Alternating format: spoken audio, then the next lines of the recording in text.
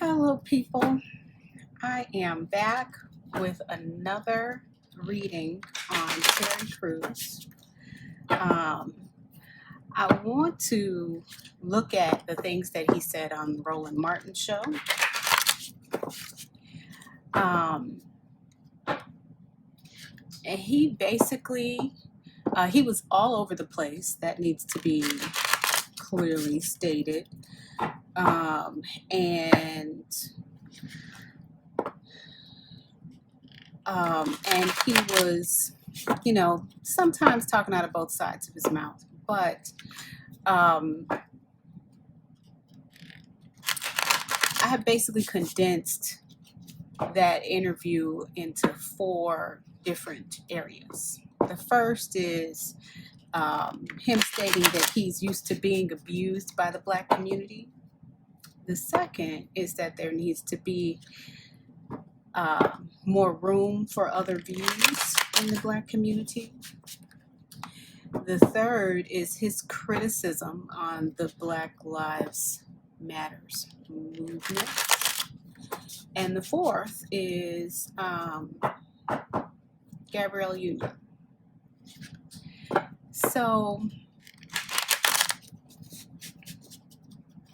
first thing he says in regards to him being used to being abused by the Black community is that he's been getting this all his life.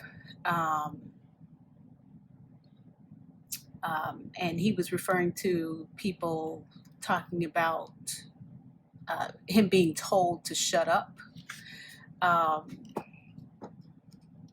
Second thing he made a point to say is that he doesn't mind not being liked by the Black community, that he hasn't been liked by Black people since he was 13. And that anyone who is rich that hasn't been called to sell out basically doesn't exist. That, everyone who's rich has been called to sell out, right? So he also kind of plays the victim a little bit. He says that he claims that using his own private Twitter account to speak on Black issues and not on ABC, NBC, or any other major platform, but that people are still trying to censor him. And he states that he loves his people, talking about Black people, so much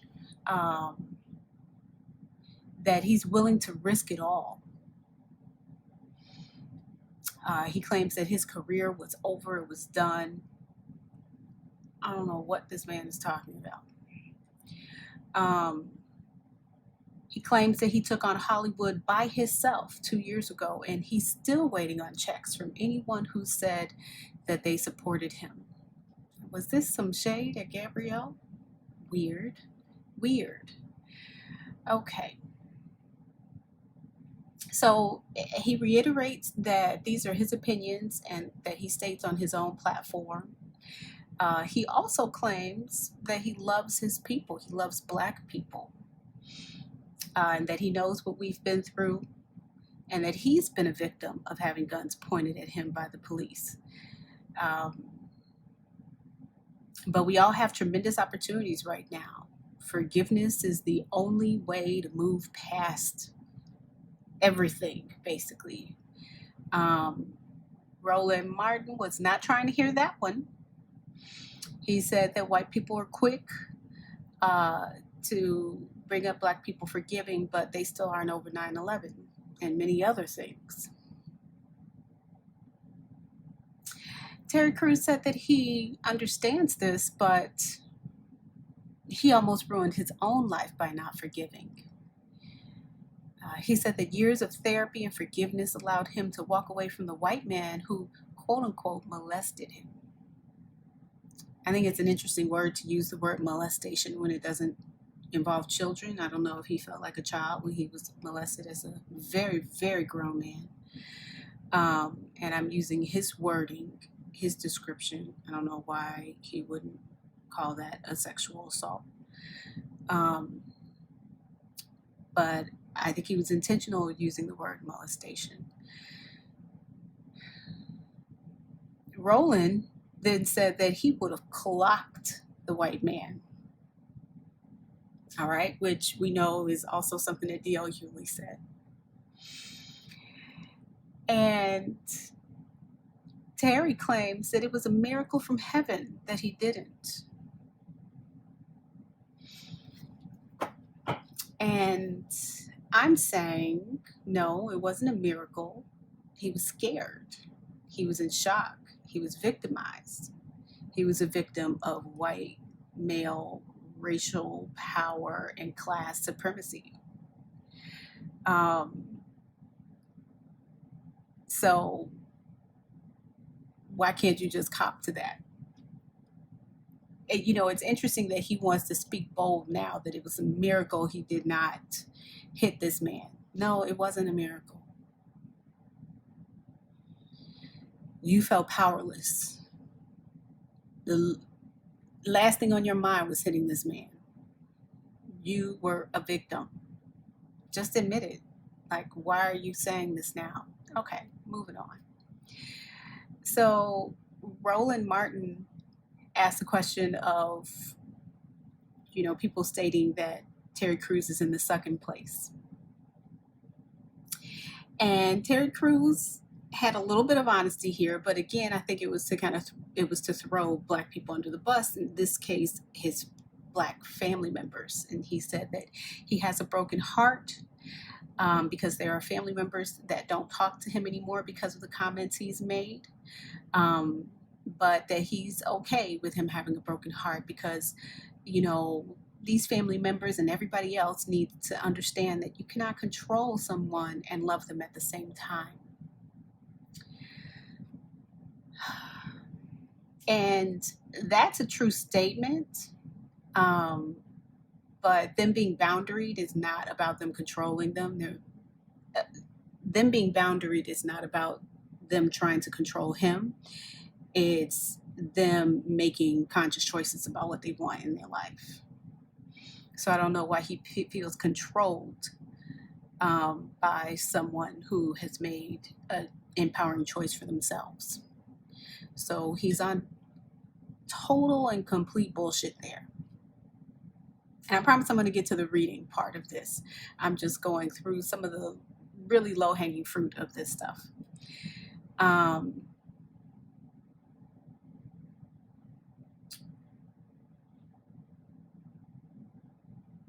One of the things that I said in my part 1 of the reading, during the reading, is that he was upset with Black people, that he feels like, you know, he has a lot of pain where Black people are concerned. And that was true. That came out to be true in this interview. He said he hasn't been liked by Black people since he was 13. So, you know, that is coming from a place of pain. So that was affirmed.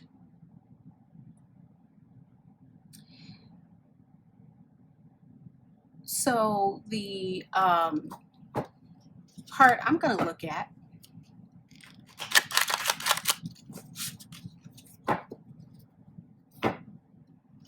is him using his platform and what he says he uses his platform for, that it's for his own opinion and that he shouldn't be censured for giving his opinion,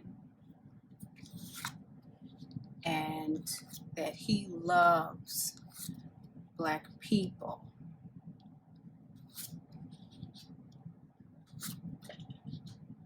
Gosh, it's just a lot of the same cards. My goodness. I have shuffled these a billion times over. And it's just a lot of the same cards for him. And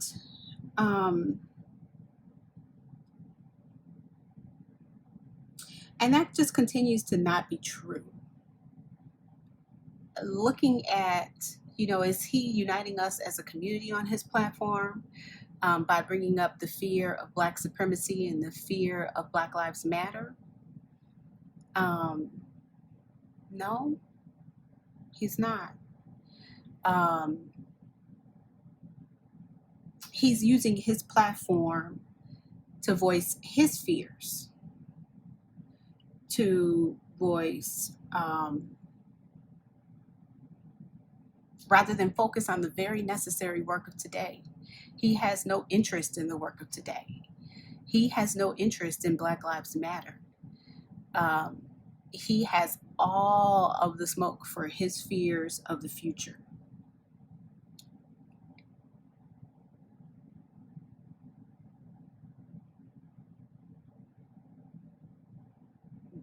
Anyone being afraid of Black supremacy and anyone being afraid of Black Lives Matter is not part of the Black Lives Matter movement. And I just see he's got all the big guns out. He's got all of his, you know, he's pulling out weaponry.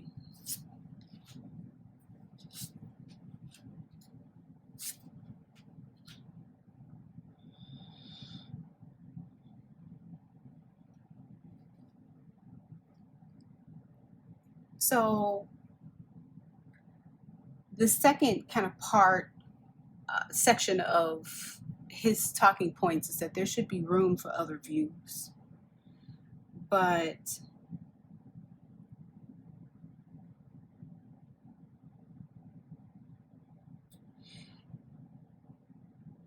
there aren't room for other views. What's really clear to me here is that he's not listing other views on Black Lives Mattering. He is listing fears. Fears about Black supremacy, fears about Black lives being better.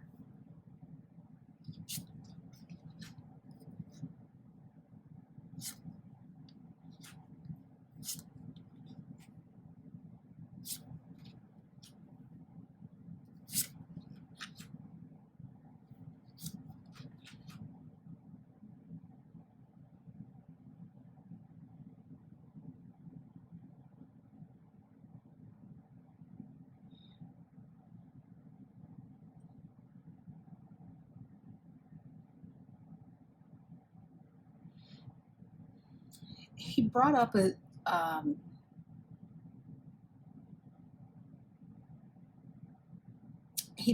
the fact that as a Black man, he can say things white people can't say. Look at, you know, he said, look at Russia. And his point is, no, let's look at what's going on in your own neighborhood. And this was shade on Black crime, because he went on to say that growing up, he was afraid of the local gangbanger. He was afraid of the local drug dealer.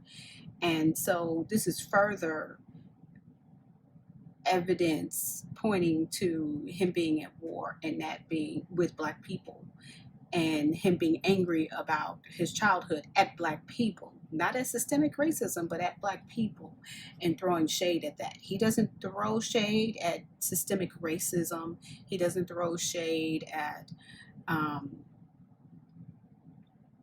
lack of opportunity. He throws shade at Black people, Black Lives Matter. Okay, let's see. The third section that he really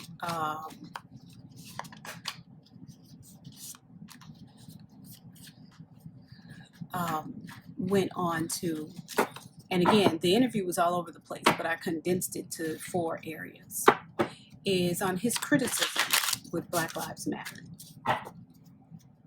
and the Black Lives Matter movement. He felt like every voice in America should be included. Native American, Asian, etc.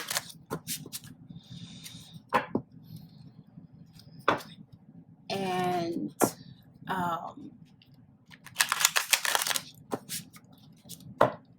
so the Black Lives Matter movement has had people of all races and genders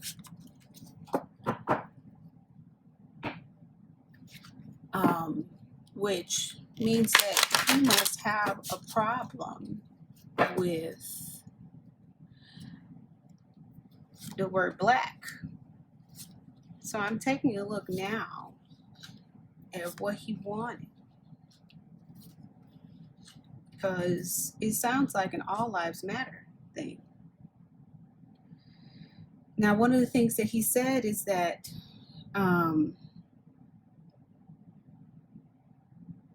he has men in his life who are white and Asian that are closer to him than a brother, and that he has multiple races within his family. And this is actually coming back to my reading in part 1, a lot of the same cards popping up for him, basically where he was like, it's white people who have provided for him, nurtured him, given him what he needed, sustenance, support, finances, and he's grateful for them. The last thing he said was that he was talking about was that the problem he has with the Black Lives Matter movement is that Black Lives Matter is talking about economic and political answers to a spiritual problem. And if we don't get this right on a spiritual level, then it's all for naught. So I want to take a look on if this is spiritual for him, because his spiritual solution, because there is justice in spirituality, but not for him. His spiritual solution is forgiveness.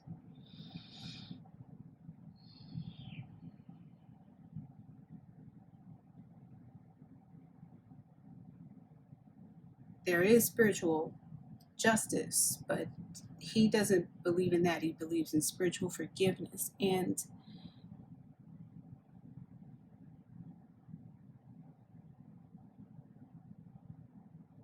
it's true. He wants spiritual forgiveness. He wants communion. And it's odd because I would think that the Black Lives Matter movement, being as multicultural as it is and multiracial as it is, would be something he can sing Kumbaya to, but he has an issue with it. And I think that if it was an ALM movement as opposed to a BLM movement, he would be happier. This is interesting because he claims to not be a Trump supporter and to not be a Republican.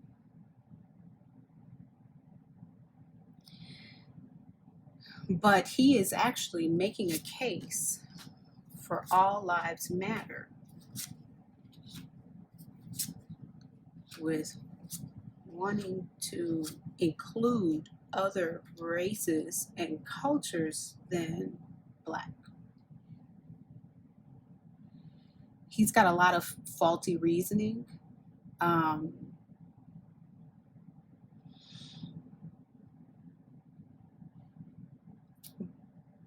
But it's because he's like, look, white people have taken care of me. He claimed that he's never been scared of the KKK. He was scared of drug dealers, gangbangers, and that millions of other Black kids are also scared to speak up in their own communities. And this goes back to him being abused by the Black community as far as he's concerned. He doesn't blame that on systemic racism and lack of resources going to Black communities due to systemic racism. He sees this as a Black people problem, as Black people are solely responsible for this. And like, we're the ones who have all the bounty and all the riches, and we just have decided to abuse each other instead of sharing that bounty. Okay, go with this. One of the other things that he said is that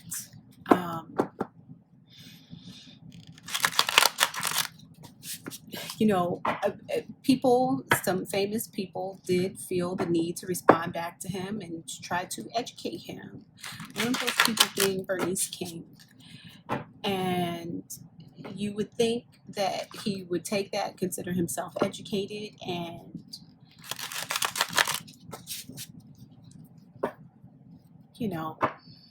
follow suit in some way that has some semblance of normalcy and hearing what she said. But he said that he felt vindicated by what she said. So basically, Bernice said that Black Lives Matter is way farther ahead. But he felt vindicated and validated for that because he said that it meant that he had foresight. So not that it was impossible, that it was never going to happen, but that, he was told it doesn't exist, but that Bernice validated him and was like, we're just a long way away from that. And his whole point is that if you get to a point where you have to be one way and there can be no dissenting opinion, it's dangerous. And, Black people can only have one voice, but white people can be Democrat, Republican, whatever they want. But we have to like the same hip hop or you aren't Black. He's been told that he shouldn't ride horses because he's a Black man. And so I want to take a look at, a person can say that, he can be Black on the outside and white on the inside. And it won't be because he rides horses, but because the word Black makes him very uncomfortable. He has an issue with Black Lives Matter. He wouldn't have an issue if it was called All Lives Matter. He wouldn't. That's very clear from the cards. So I want to take a look at him saying that these are just his opinions. I took a look at the energy of his opinions, but him being like, these are just my opinions, man. Like, it's no big deal. It's just my opinion. Don't censure me. It's just my opinion. Because the truth is that someone with a platform as large as his is a little too much feigning innocence. All right. Now, here are the facts. The fact is that, or just a little tidbit, alchemy is the science of giving energy form. We can cause energy to lose matter, and we can cause matter to lose energy. Terry gave more power to the fear of Black empowerment, justice, and progression.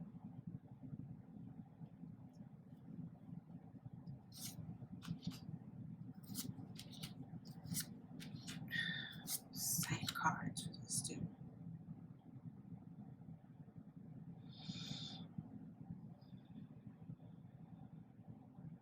He is still holding on to the past, still holding on to his dysfunctional sorrow and self-hatred. And he is terrified of how quickly life will change if Black people get justice and equality that we are seeking. It's interesting because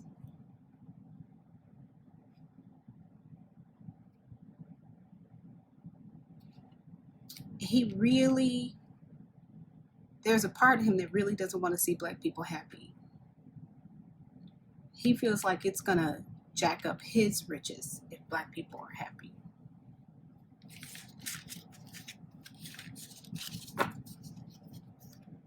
I just want to take a look at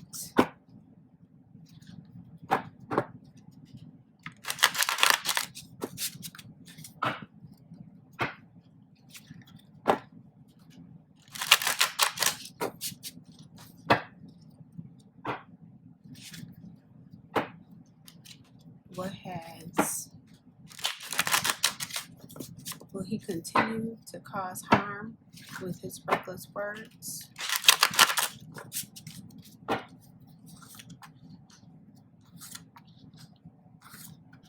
Unbelievable. Yes.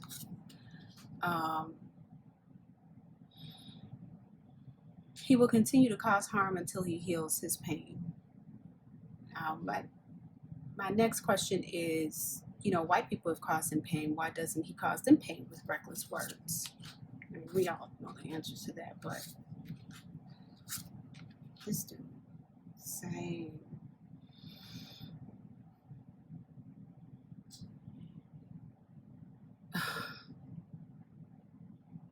He's more afraid of white people than black people. Also, white people take care of him both at home and in the workplace financially. Black people don't.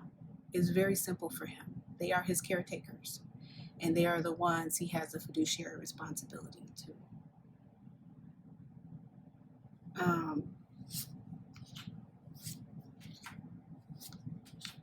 They provide the bounty.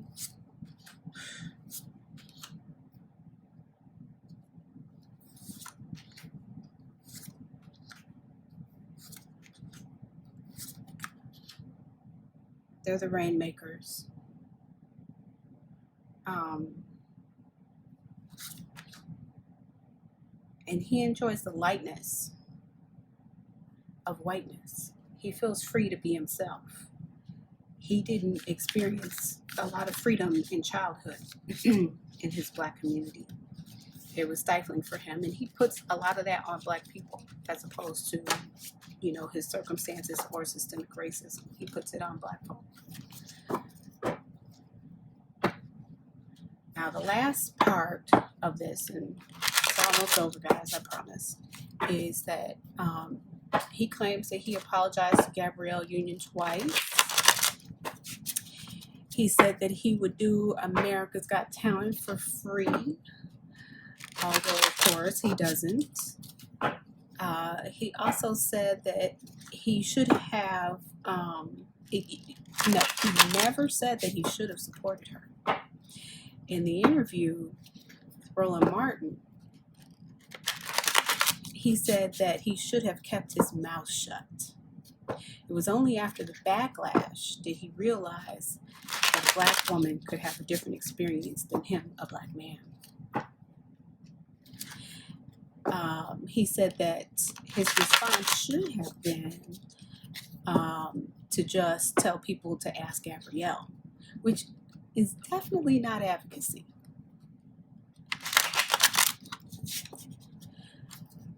After it was only after George Floyd's murder did he realize that we have to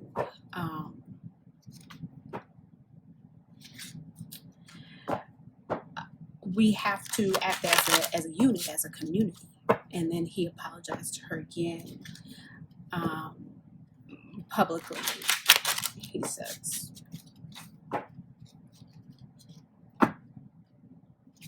So it was only after George Floyd's murder that he realized that both males and females make up the black community.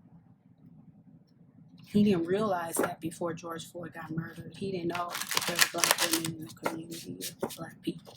He had no idea. None whatsoever.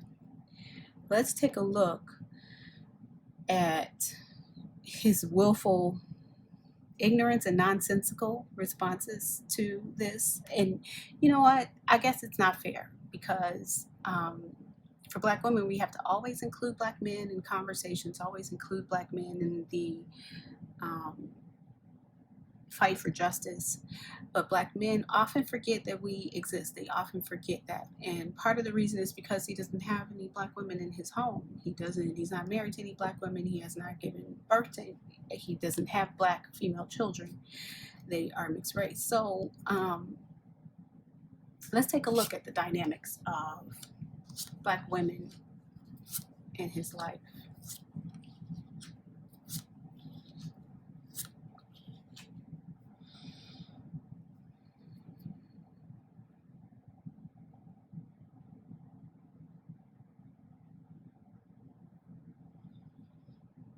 He'll accept Black female support. He will accept their spiritual energy, their fire.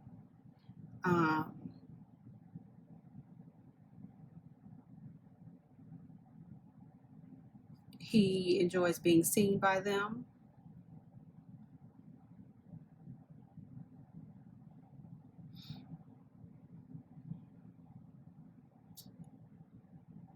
But when it comes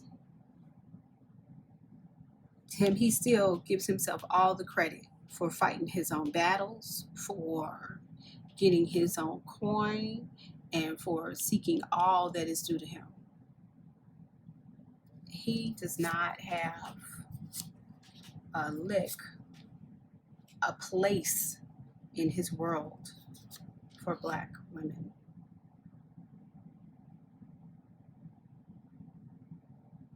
He will never bow down to the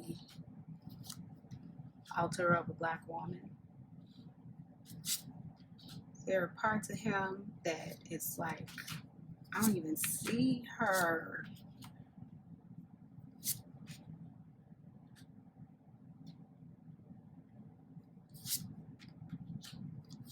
He's got a lot of pain when it comes to Black women. I don't know if it's, it looks like he just didn't feel fully supported. They were focused on things that he wasn't focused on. And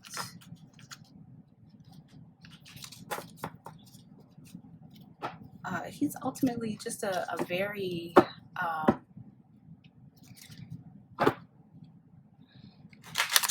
selfish and hurt person.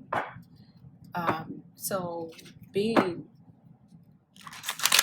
so hurt, like he's not looking for Black male support, even though I feel like he got it from the Roland Martin show,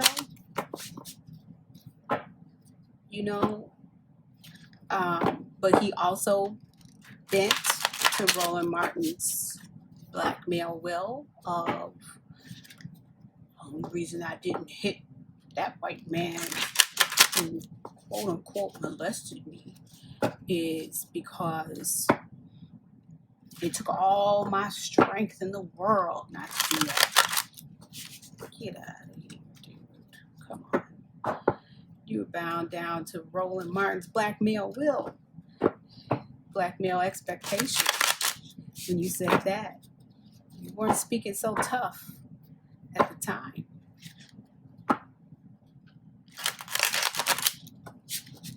So it would be interesting to see how his voice would have changed when it came to a Black woman interviewing him. Oh, yeah. He would have just said, he would have stood alone. He would have said he apologized twice. He would have been defensive. He would have acted like they were laying down of swords, but they wouldn't have been laying down of swords. He would have talked about how, the reason he has brought up Black fatherhood is because that would help Black women. Get out of here. He's on some mess. This is a tap dancing man that only sees himself and his wellness, and in his next life he will find more balance. But as far as these cards are concerned, it's pretty much a wrap for him. This is Terry Crews. He's too big to fall. He has gotten his financial situation kind of down pat. He's got his formula. He knows it's going to work for him. He knows it's going to last him the rest of his life, and that's all he cares about. So with that, this is going to be my last upload of Terry Crews in terms of a reading. It's clear that he has, I may talk about him in a podcast format, but in terms of reading, the ancestors are really clear. And the angels, you know, he has angels with him. He has ancestors with him. He has ancestors that support him. They know his limitations in this lifetime. They know that, and they accept that. And they know how far he's come, and he's come really, really far. And you know, and I see both white ancestors around him and black ancestors around him, um, and they both support him. You know, when you see the soul of someone, you don't expect more. You understand? So, you know, he thinks apologizing is doing something. It's not doing anything. He thinks, oh, he can say sorry, but you can't be reckless with your words and not realize that they have power. And he knows they have power, which is why he's saying them. He likes that they have power. He likes that finally in his life he has a voice. He went forever without that. And so, like a child, he's kind of like trying it out, but he's not a child. And but they have a lot of forgiveness for that, for him. I know that's not something that we like to hear. In terms of the collective and how the collective can interact with him, let's take a look at the collective. So, how can the Black collective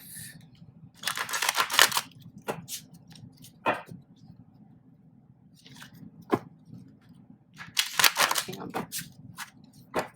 How can the Black community support him?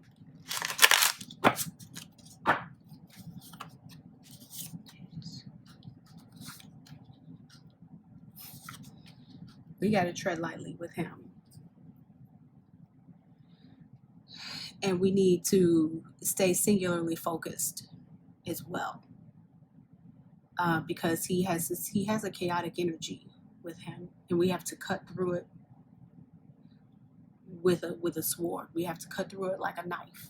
So we have to be very clear in our communication with him, which is kind of like pay him dust,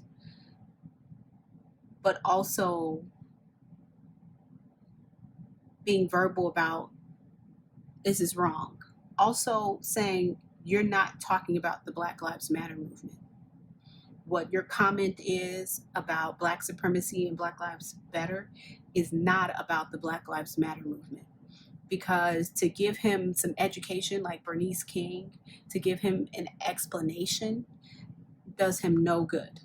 He just takes that as validation. He got Bernice King to talk to him. Boy, no, please.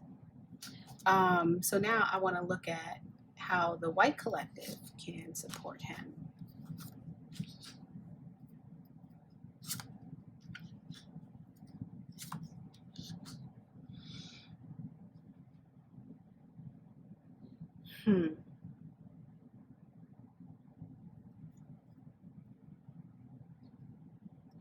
How the white community can support him. Wow.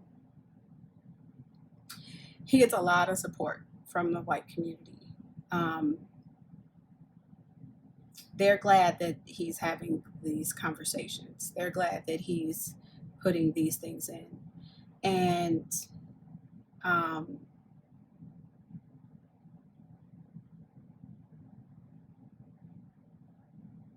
you know, but they see it differently than we do.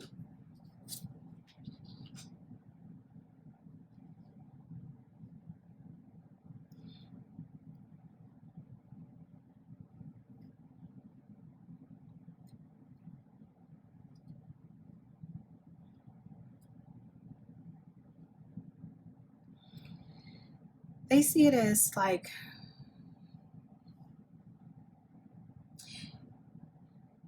not so much like engagement of dissenting views, but allowing dissenting views in this space is good for the cause in general. That's the way they see it. And they see it as being good for the cause because we know that we can still stay focused on what we are working on, and that it makes it clear who's on our side and who's not. It's just dangerous that he keeps saying he's on our side, but he's actually not on our side. That devil's advocate energy is an out-of-body energy, but it's the part that he's working on. He's working on being out of the body. He doesn't appreciate that he's had to be so grounded for so long. It's like he feels like it's been pushing him down, keeping him literally on the ground. This is both about him and this is both about us. We feel that he's pushing us down, but he feels like having to be grounded as a Black person has been oppressive for him. He wants to be up in the air, say whatever comes out of his mouth. He wants to be reckless. And the white community is saying, let's support him in that, like, let him be that. That's what he wants to be. Let him be that. And it's interesting. I didn't want to see this, but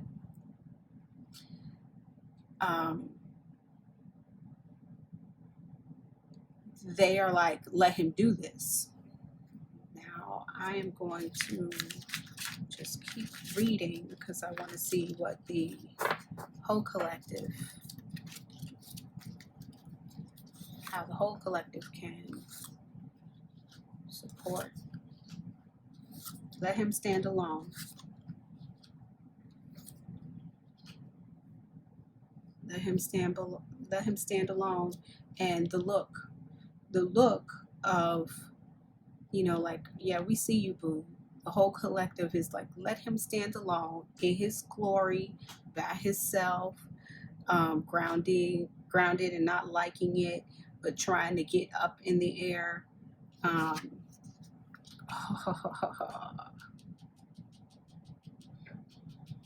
He will pay for this in one way or another. The collective know that he's going to pay for this in one way. The Grim Reaper will come to collect in one way or the other.